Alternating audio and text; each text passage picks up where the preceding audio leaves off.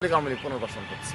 এই ছোটোখাটো কোনো একটি অন্ধকারের রাতে একটু ককটেল নিক্ষেপ করলো, তা বলে যে অবরোধে কোনো নামগন্ধ নেই। শুধুমাত্র এই গভীর রাতে বিগত সময়ে যখন সরাসরি গুলি চালানোর নির্দেশ ছিল খুনি হাসিনা, তখনও কিন্তু এই ঢাকার রাজপথে পুরো বাংলাদেশে দেশনেত্রী বেগম খালেদা জিয়ার নির্দেশে এবং জনাব তারেক রহমানের নির্দেশে ছাত্রদল, যুবদল, বিএনপি নেতাকর্মীরা কিন্তু আমরা প্রকাশ্যে দিনের দুপুরে মিছিল করেছি।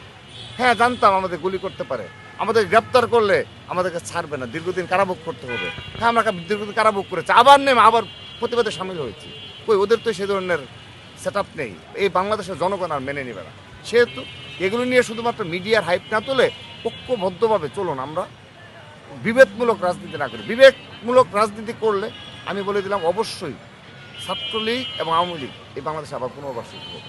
সেহেতু আপনারা প্রতিবাদ রাখবেন, নিজেদের রাজনীতি করবেন এবং অবশ্যই কোনো গুপ্ত রাজনীতি করা যাবে না। আজকে একটা শিক্ষণীয় বিষয় রয়েছে।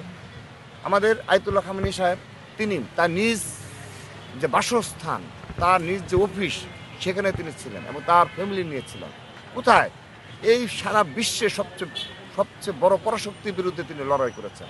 তিনি তো গুপ্ত রাজনীতি করেন নাই, তিনি তো গুপ্তভাবে কোনো কিছু করলেন না। তাহলে বাংলাদেশে কেন এ ধরনের গুপ্ত রাজনীতি থাকবে?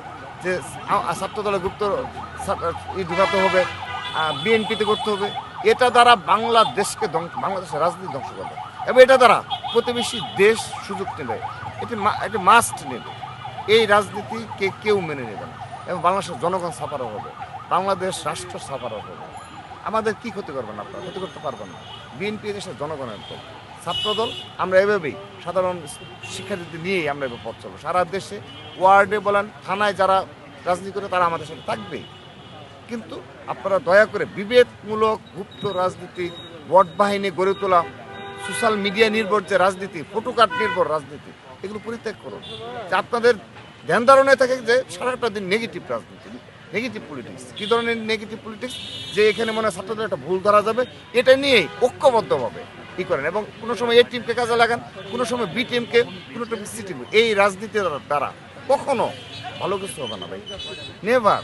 হয়তো এখন মজা নিচ্ছেন, একটা প্রজন্মকে বিভ্রান্ত করে করেছেন।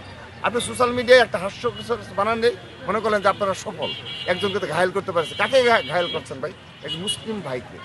তাকে আপনি ভালো কাজের মাধ্যমে পরাজিত করুন, তাকে আপনি রাজনৈতিকভাবে ভালো রাজনীতির মাধ্যমে আপনি তাকে পরাজিত করুন, কোনো সমস্যা নেই তো কোনো।